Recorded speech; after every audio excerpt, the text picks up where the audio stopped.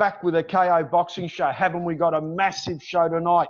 None other than two-division world champion, one of the legends of the sport, Zab Judah. Welcome to the KO boxing show. Well, thank you, Peter. Thank you for having me. Zab, you're one of the superstars of the sport, and now you're giving back, and you're recruiting fighters. You're trying to give them a better life, and you're giving them advice. You've been a mentor for fighters. But let's go over your career. You had 44 wins, 30 KOs, and I remember your fight with Junior Witter in June 2000. That was like Junior Witter was this guy that no one wanted to fight. He was undefeated, and you took him on and beat him. What can you remember about fighting Junior Witter? Junior Witter actually he was the last minute replacement. I had another guy to fight that I prepared for the whole duration of my training camp, but then the last minute something happened to the guy and the guy got hurt. So while I was over in Scotland, they came up with this guy Junior Witter. So when I took a look at him, he had like the Prince Nassim kind of like style of fighting, and we agreed to fight him. I mean, on short notice, like I think like 2-day notice. I mean, he was in shape already. He was prepared. Who knows? He could have been preparing for me the whole time. I don't know. I don't know. I don't even know. But they switched him on me last second. I got in there. We went 12 rounds, but I beat him. Yeah, you certainly did. You also had good wins over DeMarcus Corley, and you defeated Corey Spinks. Chop Chop. What can you remember about those fights? The Chop Chop fight, that was my first fight I had with Don King. And that was my first time doing a fight or being promoted through the Don King promotions. And it was kind of good. It's kind of good. Don King, I mean, that was one of the main reasons why I went with Don King, because my first fight, he offered me the championship of the world. Awesome. Against Chop Chop Coley. At the time, I knew in my heart I could beat Chop Chop Coley. So I was like, okay, this man was giving me a blessing. He giving me the first fight, championship of the world against an opponent that, it's not proven yet, but I know in my heart I could beat. Yeah. And then you defeated Corey Spinks. That was another great feather in your cap to defeat the son of the legend. Yeah. Two times. Yeah. That was awesome as well. Yes. In April 2006, you fought Floyd Mayweather, and a lot of people thought you gave Floyd his toughest fight. I mean, after 7 or 8 rounds, I had you leading the fight, and a lot of good judges did as well. What was it like to fight Floyd? Because what a performance you put in. Yeah, Floyd is a very crafty, intelligent fighter, I should say. You know what I'm saying? He knows how to, put it on, take it off, make you do certain things that you don't want to do. That fight, I was prepared well, but I had, I came out very aggressive and very strong and very fast early. And Floyd, he just kind of waited it out and, took little pot shots at me. And at the end of the fight, he was in better condition than myself. But I gave him hell. But I gave him hell. I gave him hell, and we ain't never seen nobody else in Floyd Mayweather's career give him that kind of that kind of trouble like that. We've never seen that. You fought Kostya, one of the Aussie guys here in Australia, and he's a Russian. Now, in hindsight, with that fight, if you were to look back, would you have taken longer to get up? Do you feel you got up too soon from a knockdown and didn't sort of have your balance where you should have stayed down till late, cleared the head, then shot yourself up? Or were you genuinely hurt and you thought the fight should have been stopped? I mean, that's a funny question you said that you asked that, because as boxers, we're taught the jab, we're taught foot movement, we're taught how to win, we're taught how to be congratulated, we're taught everything, uppercuts, and how to be the top. Nobody teaches you how to lose. Nobody say to you, once you go down, take 5 minutes if your head is not clear to stay down and try to break it. Nobody teaches you that. You gotta remember, my amateur career was 115 amateur fights. I only had 5 of those with losses. I didn't know anything about loss. So from amateurs until professional, that was my first time professionally losing. It was a bunch of years since I even heard about losing. You know what I mean? And now they tell me, you lost the fight. You know, you got knocked down. You just took a knee and stay down 5 more seconds. No, nobody knows that. You know what I mean? Like when you get hit, you get rocked. He caught me. He caught me with a good shot. Caught me with a good shot. I went down. I got up, but I felt that even though with me being back up and being on my feet, the round was over. The round was over. I should have been able to go back to my corner, take my little proper time because the round was over anyway. Take my proper time, my 1 minute rest, come back out there, and I guarantee you it would have been a whole nother fight. But I wasn't granted that opportunity. Yeah, no, no. In your first round, you showed us that blistering speed and the ability you got, because no one's dazzled Kostya that way. You were just dazzling him, and you were showing him angles and speed that probably no other boxer possessed at the time. You had this amazing ability and this amazing speed. So your whole career, you're always put on a show. You're a massive star. You're definitely, I mean, you should be in the ballot to the Hall of Fame pretty soon. There's no doubt about that. Hope so. You fought Mikhail Cotto as well, and you fought Amir Khan, and we've got Zab coming back. You fought Amir Khan, you fought Mikhail Cotto, Zoo, we mentioned Mayweather, Garcia. Who would be the top 3 or 4 fighters that you felt were the best fighters you fought? Everybody was great. Everybody had different timing. And you know, at the time when I fought those guys, they was the greatest of the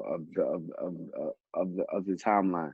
I've never sat down and looked at my career to see who was like the best, the toughest. You know what I'm saying? I mean, I know who the fastest and toughest and strongest, but who were the top guys? I don't know. I gotta sit down and think about that question. Floyd, you kind of, I think you had Floyd for speed early in your fight with Floyd, and he was a bit surprised with that because no one ever gets Floyd for speed, but you did. And defensively, you were just as good as Floyd, which was frustrating him. So those areas, you were probably leading the way. When you fought, let's go over your fight with Amir Khan. I mean, Amir Khan was a speed guy as well, but you didn't seem to beat your best that fight. Is that what you felt? In the Amir Khan fight, man, honestly, it was a lot going on. Mentally, it was a lot going on. Physically, I was in great condition. I was prepared well. This is it was a lot of things that went on.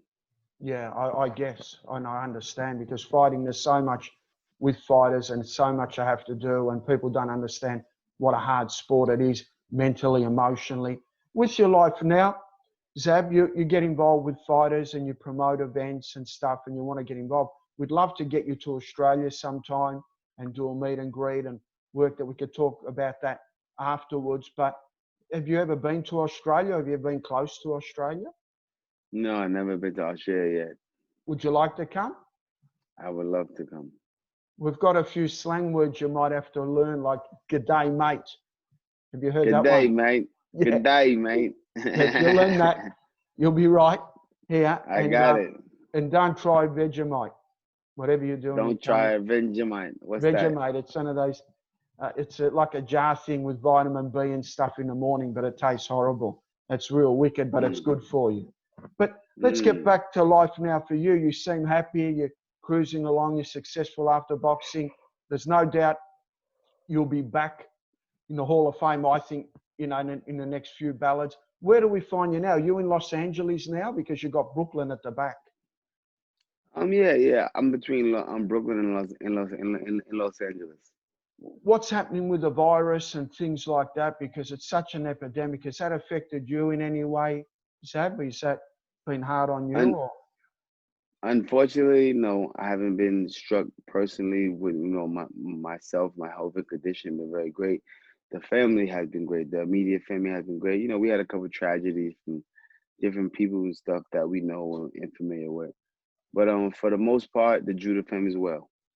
Oh, awesome news. Awesome news. Now, once COVID's over, as we mentioned before, it'd be great to get you out to Australia. Your good buddy, Mike Tyson.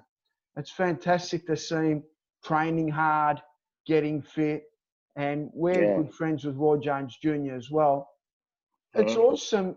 A lot of people, when they turn over 50, you don't have to just not do what you normally used to do. It's great that they're starting to motor again, reminding themselves of the good old days when they were younger, and they're going to put on a performance. Will you be going to the fight? What do you think of the actual event? Yes, actually, I'll be commentating the broadcast. Oh, awesome, awesome. Because Yeah. Mike was always at your fights. What was it like having a buddy like Mike Tyson? Because he's been to Australia. He's such a nice guy. People don't realise what a sweetheart type of guy he is. He's a very nice guy. He's a big brother. You know what I'm saying? He allowed me to come on his shows and display my talent, and I appreciate him for that. You know what I'm saying? I mean, we both two Brooklyn Brownsville boys, and just with a skill in our heart and know how to fight, and doors opened up as we went out there and displayed our talent. So before we sign off the interview, is anyone you'd like to thank, or the people who are the most important people in your boxing life? My father, All the way through. my father, my mother, Team Judah, everybody that's been a part of me, all my brothers, my trainers, coaches, conditioning coaches, boxing coaches, everybody. I mean, I had a big camp, a long career, so many different people. I don't want to start saying names and forget anybody, but if you was down with Team Judah, I love you. Yeah, for sure. And the last thing, have you got a funny boxing story? Well, I always ask someone if they've got a funny boxing story where you're going to look back in 10 years' time and just laugh that happened, because we know it's a crazy build-up and crazy stuff. Has there ever been a funny moment or a funny story in your career where you're going to look back and laugh at it?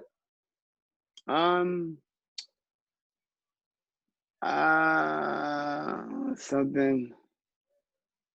Hello, you there? Yeah. Yeah. So, I don't know. I mean, maybe just the fact of being told at a young age from him. I mean, I don't want to say the guy's name or champion's name. He was a champion. But he told me, when I was young, it's very hard to become a world champion, and he was champion of the world. It's very hard, and what I'm saying, you got to have all of this stuff in order, and these people follow you, and it's a structure and a team, and you got to have all the things in line. Things that he said I didn't have together, and he said without that, it's very hard for a person to become a world champion. And I'm not saying it was, but long story short, I didn't have my stuff together the way he presented it. The way he presented it to be, I didn't have myself together like that. But down the line, I'm a 6-time champion of the world. He only won the world title one time. So in all Hines respect to say to him now, I think it was my formula you should have went with, buddy. Well said, Zab. 6-time world champion, 2 different weight classes, a future Hall of Famer, and thank you for coming on the show. And from everyone in Australia, we love you. We followed your career. You're a great guy. Keep up the outstanding work you do for people as well. You help everyone, and you're a down-to-earth person, and you're a beautiful person. And looking forward to having you down under, brother.